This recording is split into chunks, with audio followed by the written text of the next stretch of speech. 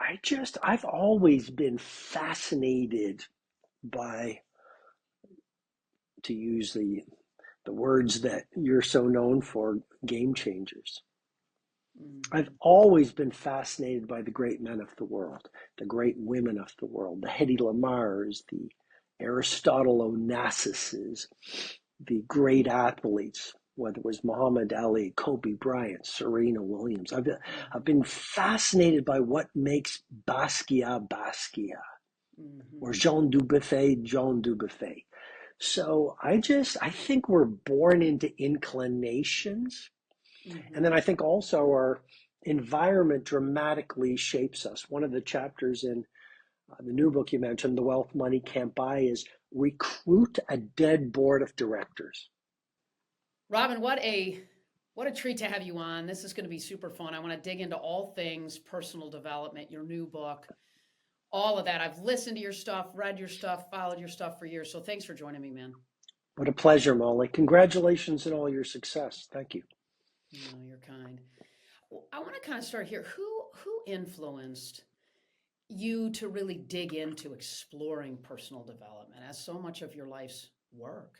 One of the great mentors of my life is my father. And my father was a family physician for 54 years.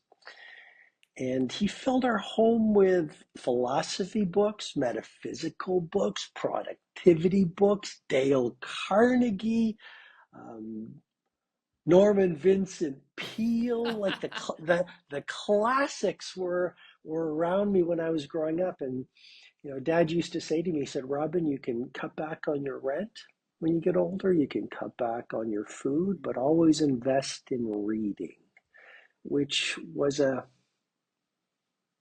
so powerful to me. Molly, Aristotle said, "A home with a library has a soul." Mm. And so, yeah, I love books, and Dad was a huge, huge mentor, or is as well, I should say. And it makes me think about Robin when it's just really cool. When I was growing up, my dad had Zig Ziglar books and all of those Wow. folks you're mentioning. My mom did a paper on Norman Vincent Peale. I have sort of one of his books. And I'm sure there was other kind of books in the house too, Robin. What do you think it was inside of you that made you lean in that direction, the personal development type books? I've always been fascinated by, to use the words that you're so known for, game changers. I've Hmm. always been fascinated by the great men of the world, the great women of the world, the Hedy Lamars, the Aristotle Onassises, the great athletes, whether it was Muhammad Ali, Kobe Bryant, Serena Williams. I've Hmm. been fascinated by what makes Basquiat Basquiat, or Hmm. Jean Dubuffet Jean Dubuffet. So I think we're born into inclinations. And then Hmm. I think also our environment dramatically shapes us. One of the chapters in the new book you mentioned, The Wealth Money Can't Buy, is recruit a dead board of directors. And Yeah. and I and I think, reading is a conversation with the author. And if you can't hang out with the people whose lives you want to be living, Hmm. then recruit a dead board of directors by reading their books, Hmm. and then almost by, metaphorically speaking, going to them during a choice moment and Hmm. saying, "Aristotle, what would you do on this venture? Yeah. Mother Teresa, how would you handle this Mm. family problem?" But I have been so influenced by all of the environment around me, and I think that's the value of personal growth. Sure. It's Sure. it's right. What we are within determines what goes on without. And if we want, our self identity determines our income and our impact. And we live in a world that celebrates everything in the world, but not as much focuses on who are we becoming. Because as we become less fearless, Hmm. more brave, more trusting of our instincts, more relentless, more loving, more decent, everything we touch on the outside is shaped by that. Mm. God, that's good stuff, man. That is, you know, I love the pursuit of better. I'm with you on this, Robin. I'm not as well along as you are, but I am fascinated as well. And I want to dig into, as you mentioned, I love the title, by the way, right? Thank you. The wealth money can't buy. So good. What inspired the framework? You know, you talk about the 8 forms of wealth learning model. What inspired that? Well, I mean, you know this in your career as I would say, legendary sports agent. There's a lot of people. They have a lot of money and not much else. Mm-hmm. And so for over 20 years, I've been mentoring billionaires, sports stars, movement makers. And what I saw was a lot of these people had climbed the mountain of success, but they got there all alone and with no peace of mind. And I would actually say worldly success without a joyful heart is fool's gold. Mm-hmm. So I created this model about 15 years ago called the 8 forms of wealth. Money is only one of them. And I want to, if I may, Molly, I highlight, love it. Love it. right? Like money is a form of wealth. So I'm not going to say it's not important, but it's only one of the 8 forms of wealth. Mm-hmm. Without money, we can't have freedom. Without money, we can't do beautiful things for our family. Without money, life becomes harder. But it's only one of the 8 forms of wealth. So I created this freedom. There are 7 other forms of wealth. And when we daily calibrate and upgrade all 8 forms of wealth by micro improvements, we get to a life that is not only financially rich, but physically rich, relationally rich, Mm-hmm. adventurous rich, and spiritually rich. Sounds like a hell of a kind of life to me, Robin. I would love for you to talk more deeply about each of the 8. And Sure. I just, I think we live in a world, don't we, Robin, where there's some of these 8 that seem to get more attention than others, that seem to be more prioritized than others, unfortunately, to people. And then sadly, you and I have both seen it, right? They chase like crazy. They've got their ladder up on that wall. They're climbing like crazy. And then the things that get misaligned unintentionally leave them actually getting to the top of that ladder feeling pretty empty. It breaks my heart too. So tell me about Yes. these 8, yeah, and how they were the 8 that you chose given the depth and breadth of relationships you've had across the board with so many quote unquote successful people. Well, a lot of these people, they bought into the cultural hypnosis that rich means money, that Mm-hmm. wealth means a big portfolio, a big house, fame, fortune, and applause versus joy, peace, and freedom. And I think, unfortunately, a lot of people are participating in that cultural hypnosis. Mm-hmm. And we could get to the science, Molly, of mirror neurons and emotional contagion, the influences that cause us to say, oh, I guess this is what the herd says is important. I guess I must follow it, even though it really doesn't make me feel better. It's that Mm-hmm. old Zen proverb, wherever you go, there you are. It's what Jim Carrey said. I wish everyone could be rich and famous to realize it doesn't make a difference. You're right. Yeah. So a lot of good souls think if I had this amount of money or I had this many social media followers or if I lived in this house, I'd wake up and it would all be perfect. And yet, every time we reach a goal, it feels good for about a day, and then we want the next goal. And the psychological phenomenon is called hedonic adaptation. So, money is important, no question, gives you freedom, but there are 7 other forms of wealth. I'll quickly mention them. The model is in the book, and then there's 20 chapters on each one of these. First form of wealth is growth. I mean, If you are daily in the process of materializing your gifts and your talents, you're presenting more of your promise to the world, you're getting to know, you're becoming more of who you're built to be. Mm-hmm. That is a source of great riches. Mm-hmm.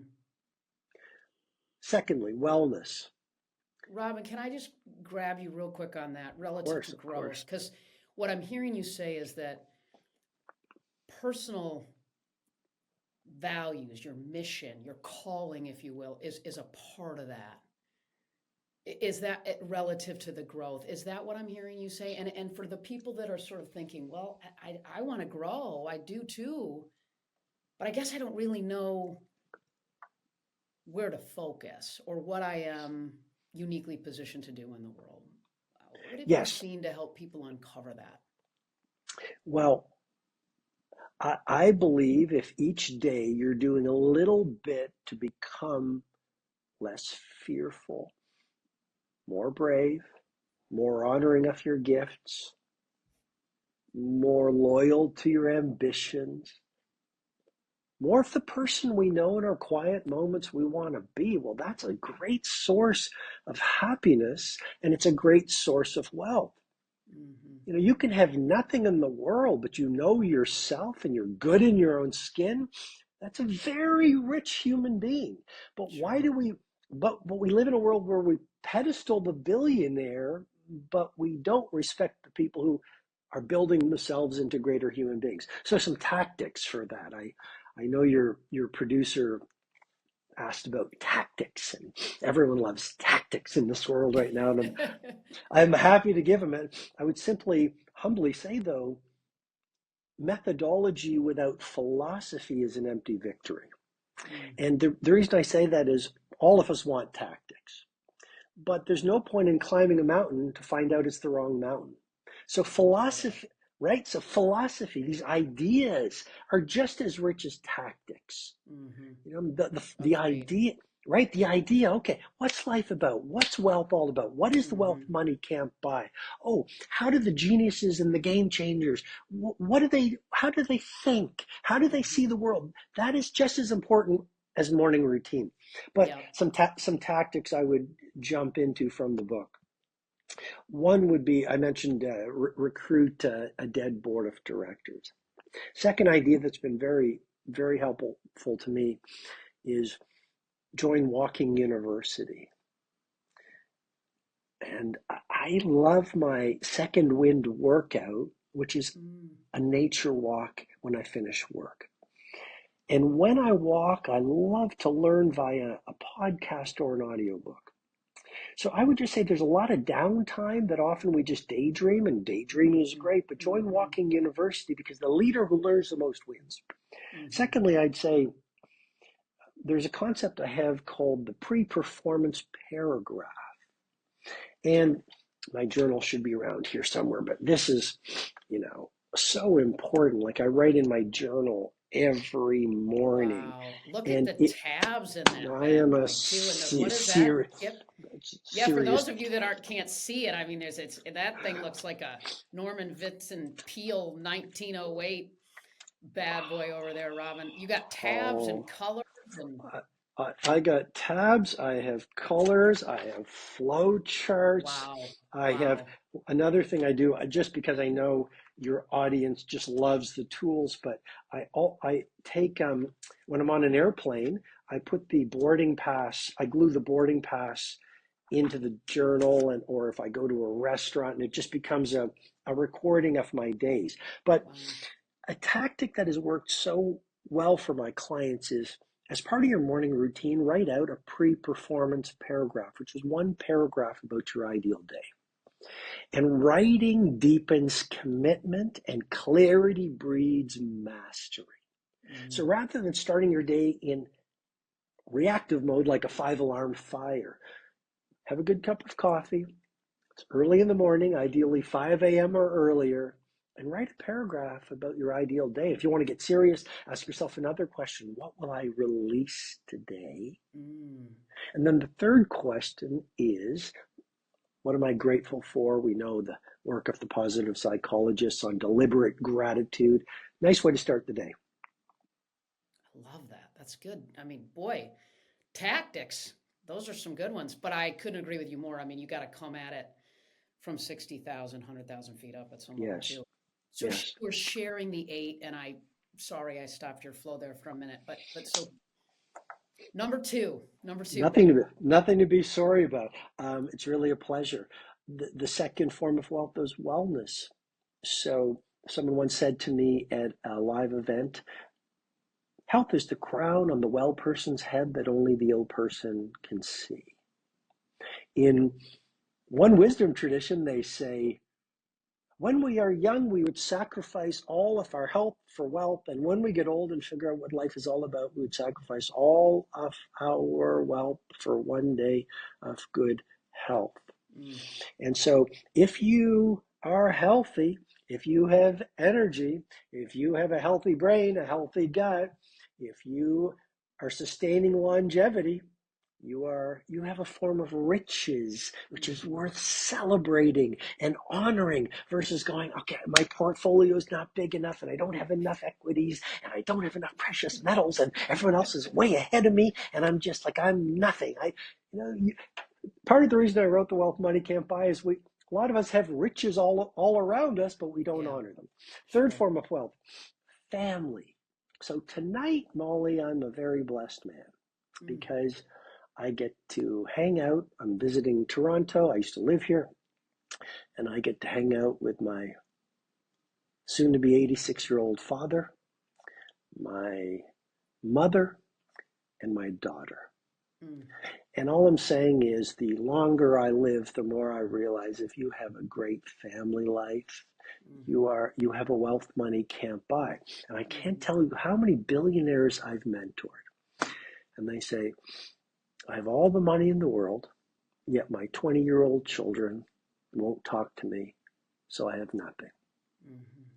So, and you have a lot of entrepreneurs and athletes and A players who follow you. Let's all be honest here. If your home life is a mess, your game is a mess. Yeah, absolutely.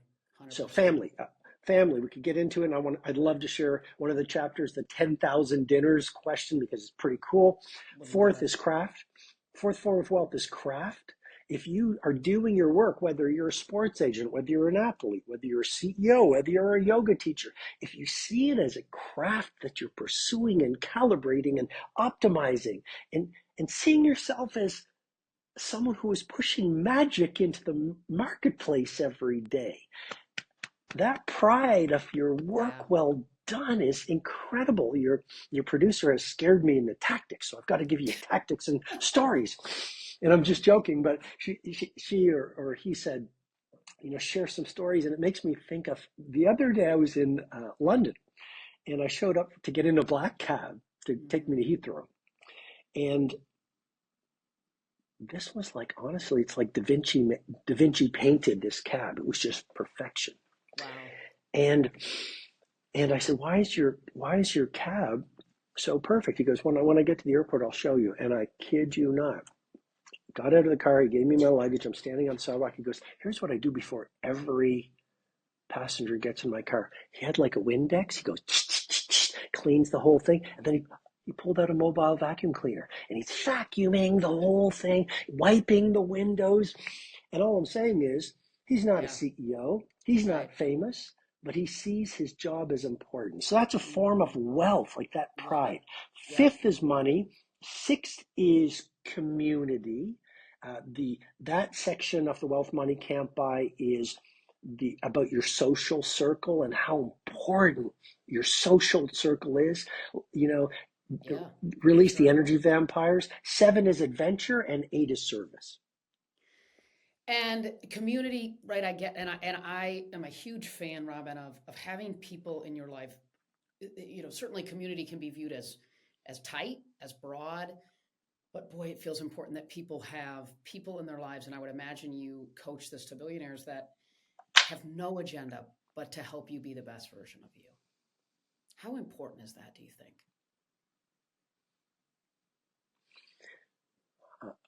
there's an idea that I deeply subscribe in, which is the fly 10 hours for a 10-minute meeting idea. How important is a relationship to business? It's everything. Mm-hmm. I mean, people do business with people they like. People do business with people they trust. People who do business with people who make them feel respected. Mm-hmm. How important is relationship at home? It's everything. Lose those relationships, you'll end up alone, brokenhearted, and empty. And how important is the relationship to yourself? It's everything. It's your relation to yourself determines every other relationship. So Yeah. community to me is populating your life with possibilitarians, people who, you're from the realm of athletics, let's say. Sure. When I used to ski with people who were triple diamond, I don't know why. It was probably mirror neurons, All right. but my game raised. Yeah. And so if you want to be a billionaire, then hang out with billionaires. If you want to be an A player, then don't allow energy vampires into your life. Relationships are incredibly important. Mm-hmm. 100%. What do you see as some of the commonalities where people struggle? I think people struggle by falling into the trap of shiny toy syndrome. Mm-hmm. It's the entrepreneur who never met an idea that they didn't love. Yeah. So, right?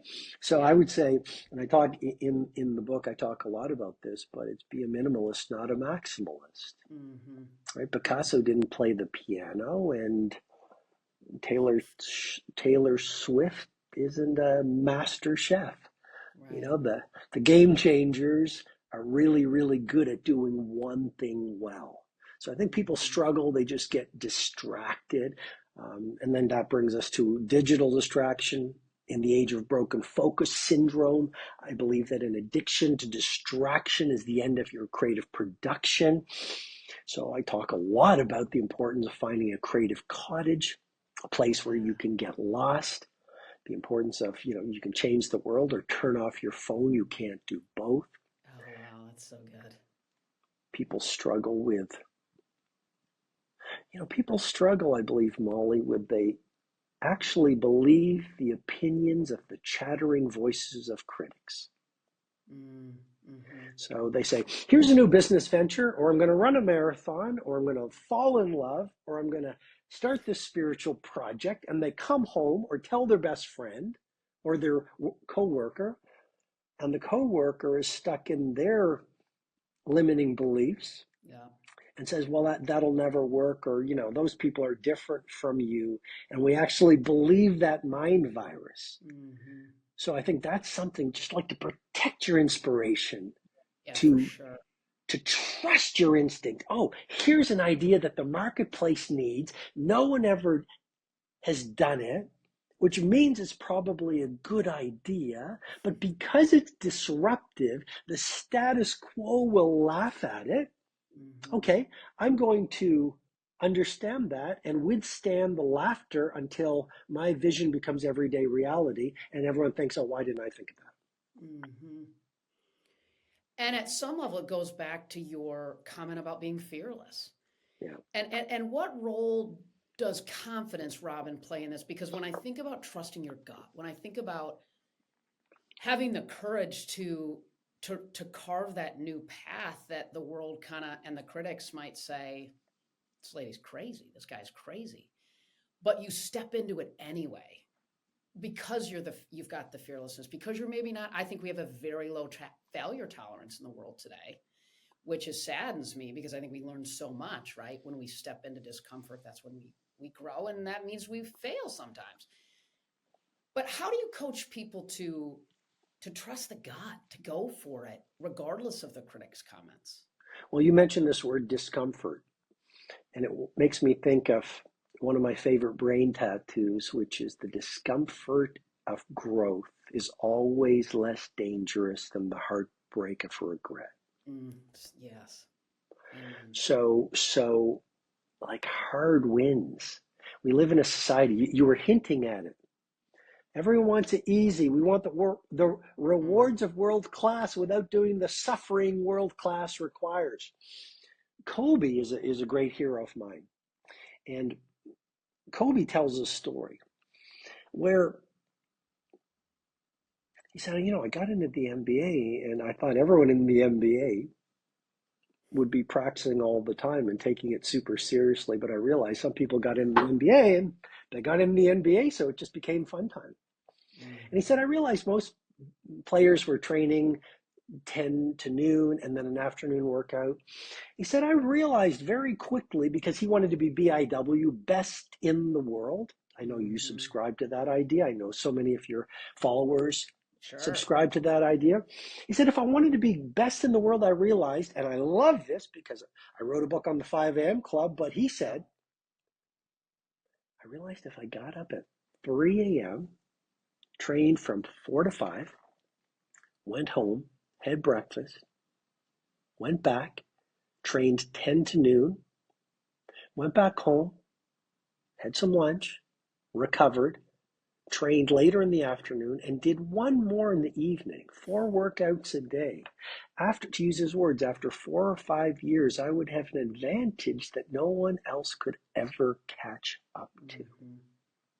So when we see Kobe, I guess what I'm trying to say is games are won before you set a foot onto the court. And so you're right, we want an easy life, but we're not willing to do difficult things.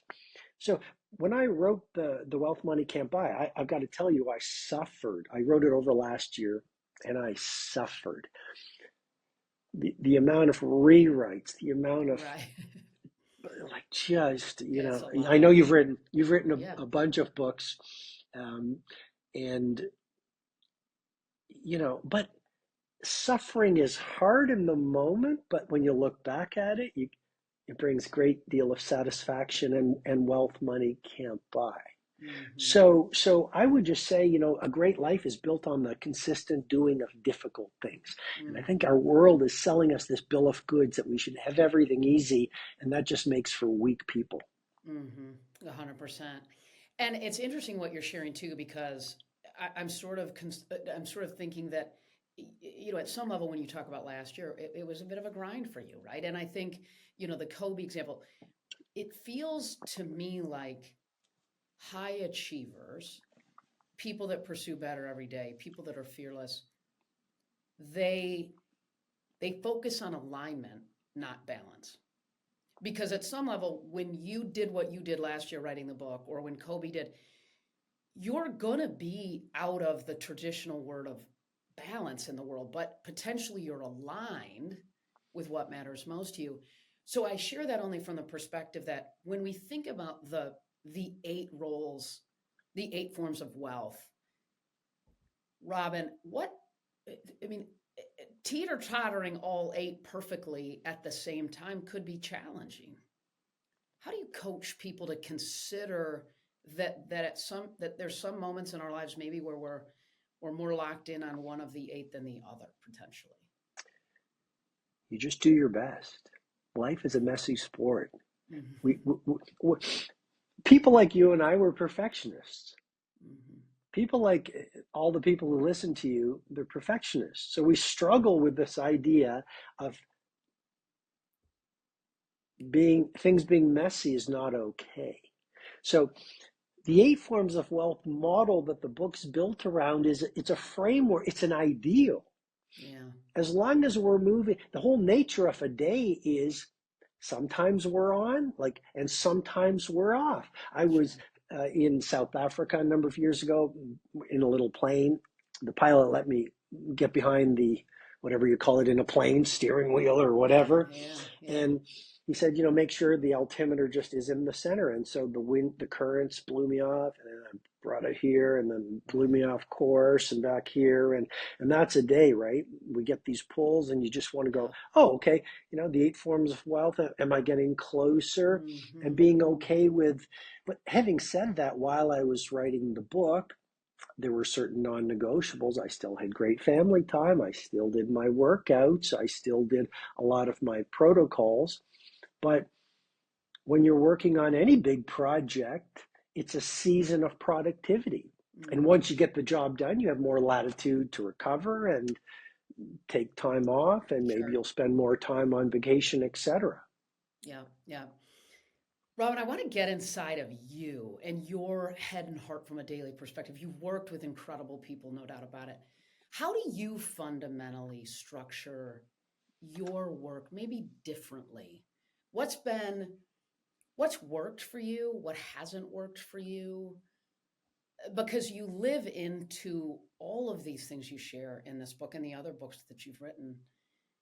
And there's so much there that I think we can all glean through our own lens of our values, if you will, right? Through our own journey. But can you get me inside of the way that works for you?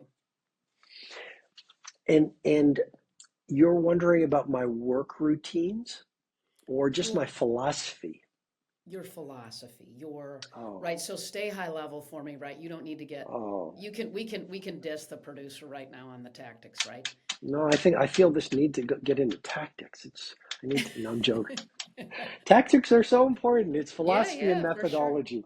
I'm Sure. I'm I, I'm smiling as I say it. You know, my philosophy is the founder of my father was a Rotarian, Molly, and the Mm-hmm. founder of Rotary, Paul Harris, said, "The one who helps the most profits the best." So I think ultimately, if you're in business as an entrepreneur, for example, Mm-hmm. your job is to run a magic shop. In this world where you get on an airline and people are checked out, maybe you spend a lot of money and you can't believe how bad the food is. You know what I'm talking about. Sure. Yes. You go, I can't believe, come on, I paid. At least you can Yeah. give me a fresh piece of broccoli. Mm-hmm. You go into a restaurant, sometimes people aren't present. You go into a shoe shop and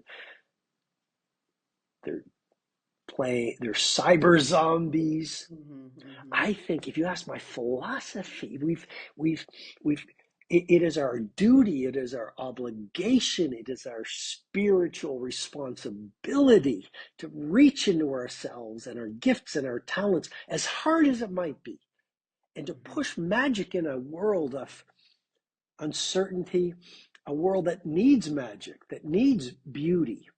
So my philosophy is, number one, push magic into the marketplace to astonish your consumers. Mm. And the business, not only is that a form of the wealth money, not only is that a wealth money can't buy, not only is it good for your soul, good for your body, good for your mind, good for your heart and emotions, it's good for the world. Mm-hmm. And it's good for your business, Mm-hmm. because when people fall in love with your magic, with your work, with your Mm-hmm. output, with your productivity, they will beat a path to your door. Steve Jobs, Johnny Yeah. Ives, under Apple, for example. Yeah. Second philosophy, I call it the 10x value obsession. So this new book, I just got the Canadian version. It's $36.99 Canadian. I just noticed the price today. If I've done my job right, there's millions of dollars of value Sure. in in the book. Now, Yeah. it's not worth anything to someone who's not going to do anything. Yeah. Right. Right. Right. Sure. But what I'm trying to say is, in everything I do my best to give 10 times the value that people have paid. Yeah. So Sure. literally, in a world where too many people are in scarcity, it's how many I take the most. I think, just how can you give incredible streams of value that serve people? And I think ultimately the key to legendary is longevity, and how do you stay in the game? You just try your best to put magic out there versus mailing it in. And the last thing I'd say on that, in terms of a macro philosophy, is when you're most successful, like, your success, the people that you've worked with, the people you've interviewed Sure. on your podcast. Yeah. I think when you're at the top of the mountain, you're in the most vulnerable situation, Yeah. because you fall in love with your media. You have all these, you know what I'm talking about. You Oh, have these oh people yeah. around you, Sure. right? I mean, I personally don't know what you're talking about, Rob. No, I'm kidding. But I've seen it. Yeah, no, I agree with you though. You're remarkably vulnerable in that moment. It's it's when the difference between a legend and a champion Mm-hmm. is Mm, the champion gets the ring and goes, got it. Now I'm going to start partying, spending too much, taking my eye off the ball, no mm, pun intended. And the legend says, how do I build a dynasty? I yeah, better get up tomorrow and go into the gym. yeah, yeah. You know, Robin, I have a book coming out in September called Dynamic Drive that is, to me, to your point, I could not agree with you more relative to the fact that I think the best of the best in whatever it is that they love to pursue every day, the risk of complacency, and I've heard you say this, the risk of sort of settling in and resting on your laurels, I've heard you say, after a win, after a championship, etc., is so high. And what's so interesting to me is how to offset the opportunity, if you will, the tendency, sadly, for people to become complacent or rest on their laurels because, I know you and I both believe, right? As Kobe alluded to, talent might get you to the NBA, but it isn't going to keep you there, right? And you've seen this, and I certainly saw this with athletes that they lived in a world where every day somebody was watching them do what they do and wants their job. So every day, the backup third baseman, the backup middle infielder, the guy on the mini tours or the gal out on tour, the offensive or defensive coordinator, they want that job. And by the way, they're watching you every day. They're seeing the stats that you are or aren't putting up, and they're positioning themselves for that. So in sports, if you're going to stay there, you can't rest on your laurels. You're never going to be able to get complacent. But in the world, you can't always see everybody's stats. So you sort of have less awareness, I think, at some level relative to the people that are really riding your coattail at some level. How do we inspire, if you will, arm people to keep complacency at bay? So I love this point you're jamming on. It's so essential for game changers, Mm-hmm. so essential for elite performers. The vulnerability when you're at the top of the mountain. I'd have three replies. First, in a story. In ancient Rome, there was an assistant to the military commander called the dux, and he was called the Auriga. And he had one job, to whisper into the ear of the leader, memento homo, memento homo, memento homo. Remember, you're only a man. Mm-hmm. The moment we think we're gods, game over. Path, we're on the quick descent to irrelevance and obsolescence. Secondly, there's a term I talk about in the Wealth Money Can't Buy in the chapters on craft, the fourth form of wealth. It's also about elite performance, productivity, and domain dominance. And it's called cheerful paranoia. So, so Andy Grove, co-founder of Intel, said only the paranoid survive. So we don't want to be paranoid all the time about getting knocked off the throne or becoming complacent, not a healthy way to live. So cheerful paranoia, which is you're optimistic, you're grateful, happy, working on yourself, reading good books, being a good family person, being a kind person. But at the base, you realize you are one wrong move away from obsolescence. Mm-hmm.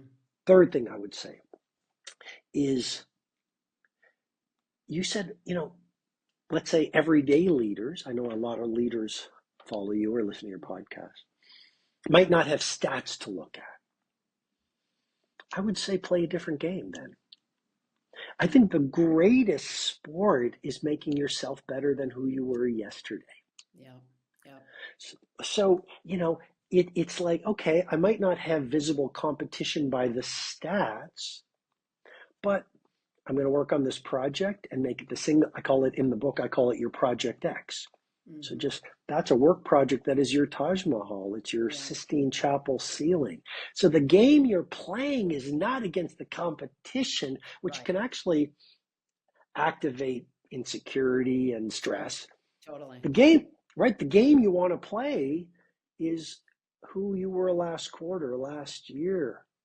And I think if you can start doing, like, always be optimizing your mindset, heart set, health set, Mm-hmm. soul set, Mm-hmm. Mm-hmm. craft, finances, impact, influence through micro wins every day, Mm-hmm. you're gonna have a gorgeous life. Yeah. And I appreciate, Robin, that delineation because I think, to your point, the best athletes in the world, and I'm sure you saw this with the billionaires that you've worked with, they actually they have a glance maybe to the guy or the gal that's on their tail, but that's not what they focus on.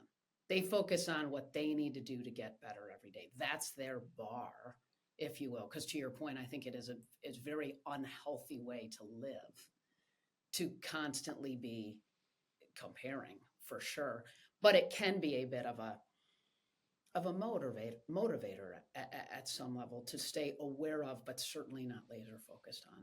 I'm sure you saw that with folks you worked with too. I did. I really believe elite performance without deep recovery is an empty victory. Mm-hmm. Rest is important. Recreation, real recreation, not scrolling, doom scrolling. Real recreation is important. Mm-hmm. Time with family is incredibly important. Enjoying the fruits of your labor, super important. Having Mm-hmm. said that, I think one of the things about all the athletes, billionaires, titans I've mentored, they realize few things bring as much joy as progress. Yeah. And I think the people who don't want to create, don't want to produce, don't want to win, don't want to optimize, don't want to push magic into the marketplace, don't want the championship, I think is a human instinct to advance, survival mechanism. Yeah. I think the people who don't, and I'm not talking about hustle and grind. I mean, Yeah. in the book, I'm not into hustle and grind. Mm-hmm. But progress for the sake of getting to know who you are and how far you can get is one of life's greatest joys. And I think I'm not judging, just hopefully sharing the people who don't love progress and have lost ambition. I think it's because they've had it stuffed out of them by life's problems and difficulties and some of the programming that's out there. It is so true relative to this, how much it fills us up to make progress. Have you ever worked with somebody that you had to get them to believe that fulfillment, joy, the pursuit of better every day is in fact a recipe for a more enjoyable life? And how did you do it? Well, my focus isn't convincing people or selling people on a way to live. I think the great thing about a human life is we all can choose how we want to live. Mm-hmm. And I hope I didn't in any way judge any lifestyle. But what works well for me is using days not only to have fun and recreate. Look, again, those things are incredibly important, but Sure. I think life is really quite short. And Yeah. before we know it, we all end up as dust. And we all have this human bias. I think it's called recency bias, but we a temporal bias to living in the moment because we don't think we're going to die. Yet accident, illness, unexpected attacks, it just goes on and on, are just a part of this world right now. And I think, for me, I want to get in the game, and I want to just live, and and it's this word purpose and mission, like I want to write more books. I want to upgrade my craft. I want to do good things for my family, but I also want to serve. My dad said to me, I mentioned at the outset, one of the great heroes of my life. And when I was growing up, he said, Robin, when you were born, you cried while the world rejoiced. He said, son, live your life in such a way that when you die, the world cries while you rejoice. Right? So good. So just seeing yourself, even if you're an entrepreneur or whatever, just a humble servant of our brothers. This is the macro, and this is why it's so important. Just if you can install it as a default, that idea, like, how may I most help the most people? How may I be useful to people? How may I give people gifts, even if it's a polite word, even if it's just going, I love your taxi. What's your philosophy for keeping it so clean? Can I videotape you with your mobile shampooer? I mean, I just think servant leadership and using, of course, we all want to do good things for our loved ones and ourselves. But if you can, at a core level, if you can say, I'm on a mission, whatever it is you do, and on a mission that somehow contributes to the lives of others, then nothing will stop you. Martin Luther King Jr. said it so well. He said, until you have found something you are willing to die for, you're not fit to live. And when you find that, like, purpose, then you just can't stop. People go, will you retire? Why would you retire when you're in love, when you're like, this is your oxygen? Well, and to me, purpose suffocates fear. It keeps complacency at bay. It all of that is pushed aside. And the things that we can do when we know why we are doing it is astounding. It's astounding. I believe that when we look at our lives through that lens consistently of our purpose, our mission, and and through this lens of how can I give, serve. And it's like Zig Ziglar, a man I admired deeply, said, and I don't remember it exactly, but if you help enough people get what they want, I think it's you'll get what you want. And certainly that isn't why you do it, but at some level, I think there's something interesting about that, right? When we give and serve. We're as human beings, we're tribal. We have we have a neurological instinct for belonging and helpfulness.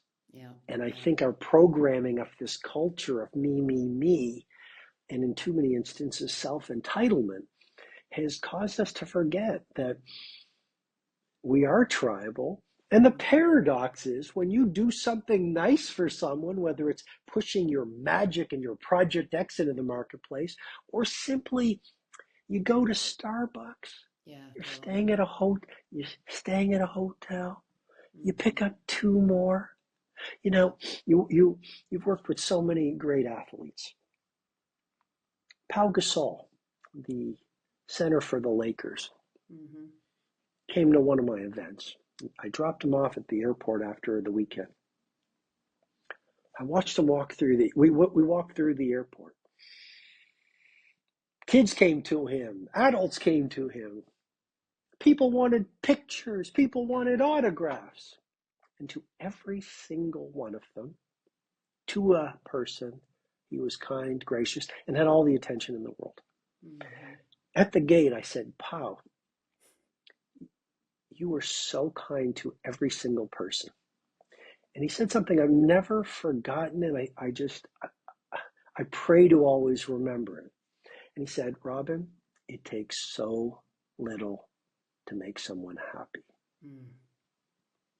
You're staying at a hotel, you go to the Starbucks, you pick up two more for the valets out front.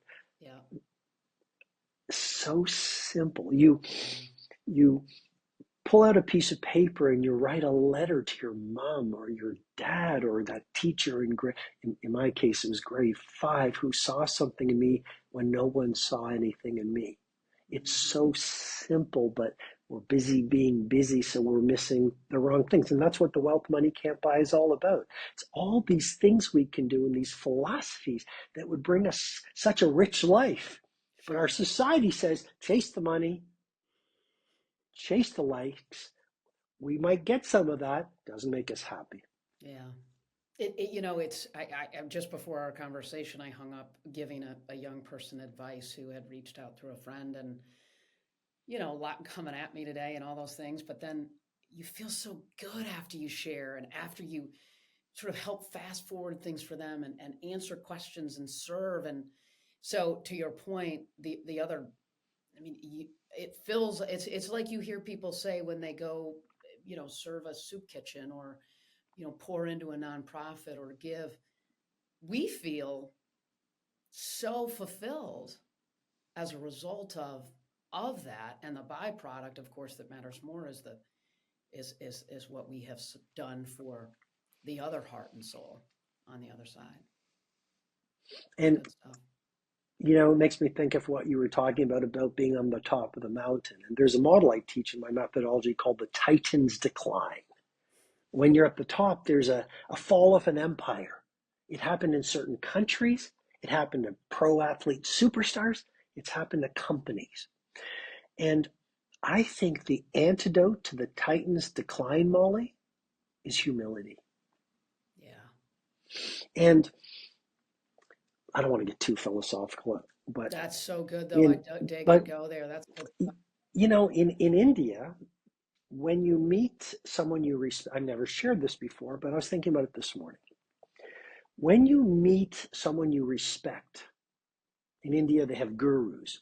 Mm-hmm. When they meet the guru, or when you meet your grandparents, they have a most interesting habit, a ritual. They touch the feet of the elder or the wise person. And I was thinking today, and I don't know if it makes any sense to you, but I think people, when they're most successful, you've just got to protect that humility, that beginner's mindset, that white belt mentality. Mm-hmm. Could you imagine if every time you meet someone, and I have to think this through, but metaphorically, you touch their feet. Mm-hmm. And I know people might say, well, that makes no sense, but it would be it's a practice to keep you, it's a mind habit mm-hmm. to keep you grounded and humble. And the more humble you are, then you get up at 5 a.m. Yep. You keep reading, you keep practicing, you learn from your mistakes. I mean, the thing about a master is they always think like a beginner. And I think if we're humble, then we think like a beginner. And if we think like a beginner, then we don't get complacent. And if we don't get complacent, then we might have a chance at the longevity that could breed legendary. Mm-hmm.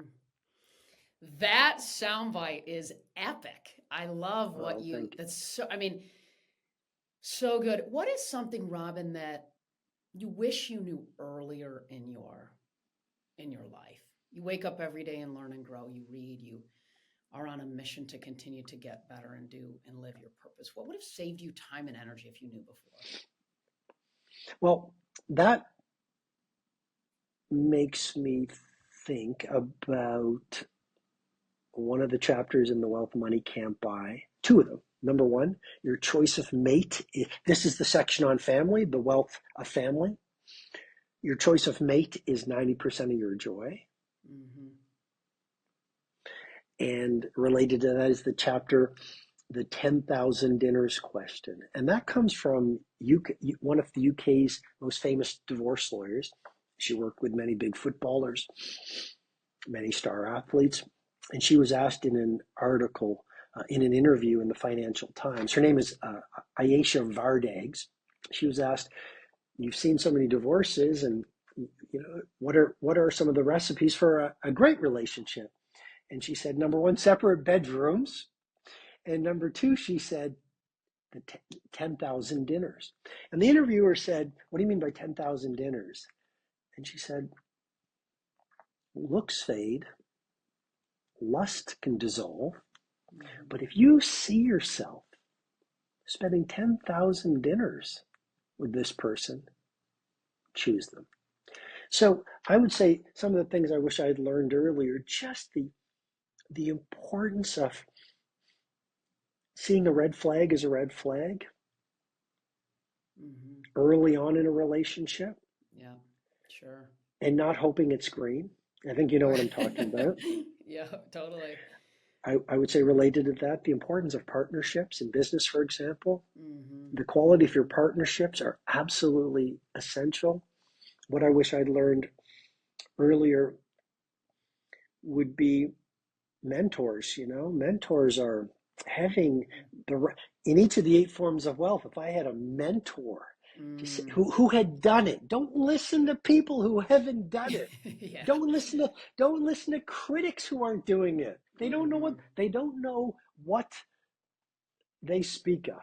Yeah. So I think, and then I think the final thing I would say is, like, I believe fitness is so important, and so many people talk about fitness, but I would say there's an idea that I talk about, and it's the best trainer in the neighborhood idea. And one of the game-changing moves is simply find a trainer who is absolutely the best, even in the world, and do Zoom calls with that trainer. And it might cost you a certain amount of money, but the return on investment of getting into the greatest fitness of your life yields income, creativity, productivity, positivity, longevity. It's incredible. Oh my gosh. I mean, I love it. And I know that's one of the 8, and to me, fitness, whatever your jam is relative to wellness, because it's a little different for everybody. It's so powerful. What's worked for you, and what have you seen? And maybe it's the personal trainer component, but how does wellness show up in your life every day relative to one of the 8? It's such a powerful thing, health and wellness. Love this subject and the question, Molly. My 5 to 6 a.m. workout, so incredibly helpful. So I love the elliptical. So I do cardio. I love the weights. More and more, I learned the importance of mobility. I hydrate during that hour, and I listen to audiobooks or podcasts. So I'm learning as well. That's one way it shows up. I believe in the two massage protocol, life-changing. Yep. I wrote about that in the 5 a.m. club. Yep. 2 massages every week. No, not only for athletes, incredible what it does for your longevity, energy, positivity, resilience. Yep. Number 3, I do cryotherapy. I'm a big fan of putting yourself into the hermetic state, hormesis. So cryo, sauna is important to me. One of the chapters in The Wealth Money Can't Buy is go OMAD weekly. One meal a day, once a week at least. And here's the little nuance. The food you would have eaten that you don't eat because you're fasting, you give it to someone in need. Love it. So how else does it show up? Sleep is incredibly important. Supplementation is really big for me. And then having just a great trainer. And it's not only having a great trainer, it's the things he'll say to me in between the exercises that keep on lifting the game. Yeah. Man, dude, we're dialed, because those are all, and I've gotten into ice baths, and I did similar model, right? But it's a game changer. All of those things are such a game changer. And to me, we live in a world where people are like, oh yeah, I only need 4 or 5 hours of sleep, and sleep's huge. It's where our brain rests and resets. It's so good. I love it. Robin, you have time to spend with your family and your dad, and I'm so excited about that tonight. So I want to just hit you with some quick rapid fire, and then we'll roll into your family time. What is your current morning and evening routine? current morning routine is rise at 4 a.m. 5 times a week, spend an hour in what I call MVP, meditation, visualization, and prayer. 4:45, so 4:45, get ready for some working out. 5 to 6, workout. 6 to 7, coffee, journal, take my puppy for a walk on the farm we live in. That's the morning routine. Evening routine, I'm with my partner Elle, for example, having a great conversation or reading while we're together. If I'm traveling, it won't be with the phone. It'll be, again, I love reading. I love, if I'm traveling, having a great meal and a good conversation. It's so strange, but I've started eating. If I go out to a restaurant, it's 6 o'clock. Don't tell anyone. I live in Italy, so it sounds so strange, but no one's there. I it's like we have the whole restaurant to ourselves, but I can also be in bed by 9:30, so I get some good Amen, sleep. man. So I love it. that's the morning and evening routines these I days. love it. You've traveled so much. What's your favorite place that you've traveled to? Well, Rome is, if you love magic, Rome. Um, I love London very much. I'm going to LA tomorrow afternoon, so I love LA. Yeah, those would be some of the Paris is incredibly beautiful. Oh, I have to say Cape Town as well. I Yeah. mean, South Africa is an amazing country. hmm What's the book you recommend most to leaders? Well, it's very popular now, and I'm very happy to see that. For years, I've been recommending the Meditations of Marcus Aurelius. Incredible book. hmm One of my favorite books. And this has helped me so much when I've been in the heartbreak seasons of my life. The Prophet, Prophet, The Prophet by Khalil Gibran. I'm jotting these Uh, down. yeah, that's an incredible book. For the business builders, there's a biography on Onassis by Frank Brady that is an absolute must read. Wow. Yeah, those would be some of the. There's a great book that brought tears to my eyes the first time I read it to my children, and it's such a great. It's like 12 pages long, and it's called The Giving Tree by Shel Silverstein. Have you read Sure. it? Yeah, wow. Oh, have It's I? Yes. I love that for sure. And The Alchemist, I've heard you mention, which is, am I saying that right? That is such a great book too, of course. it's Paulo Coelho. It's Yeah. such a great book, and um, I have to mention it. Walter Isaacson's biography of Steve Jobs. I mean, that's hmm just an hmm extraordinary book about a truly great titan of industry. Yeah, no question. Robin, when you feel overwhelmed or you feel unfocused, what do you do? I'll talk to my partner Al, or I will write in my journal and process the fear, pain, insecurity, doubt, disbelief out onto a clean white page, which has been always a source of healing for hundreds of years. I will go for a nature walk. hmm 60 minutes in the woods. I come out born anew. Yeah, I will take a hot Epsom salt bath, yeah. or I will just, do a spin class. And the final thing, if I feel overwhelmed, I will I will understand that I will stick to it and just keep on. I don't like hustle and grind, but you grind through the difficulty and you will reach an inflection point where you hmm just get to a place where you go, it's not so Yeah, bad. And then tomorrow morning you wake up and you get another call and you get a big win and you go, that wasn't what I thought.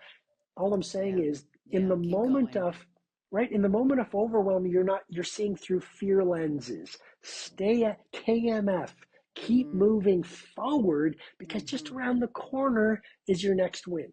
Yeah. So the show's called Game Changer. So one last question. Who or what is a game changer, dead or alive, for you and why? Nelson Mandela. I just think anyone who is in a prison cell for 27 years, tortured psychologically, physically, given so much deprivation. He said his greatest regret was he wasn't allowed out of prison to attend the funeral of his eldest son who was killed in a car accident. His letters from his wife, Winnie, at the time were redacted by the propaganda office. He developed all sorts of illnesses. Molly, for the first few years on Robben Island, he wasn't allowed to wear trousers because of the color of his skin. And yet when he came out, he forgave. It's amazing. You know, he forgave. And I find it interesting. Every picture of Nelson Mandela after he was released from prison, he's smiling. And so he used the suffering to remake himself. To me, maybe one of the ultimate game changers. Robin, you are a wealth of knowledge and inspiration. I love your latest book. I know your other books have been just epic winners as well. Thank you for what you do and for who you do it for, and the service that you give to the world. It's incredible. Thank you. Thank you so much for your time and having me on your show, Molly. It's truly been a great pleasure.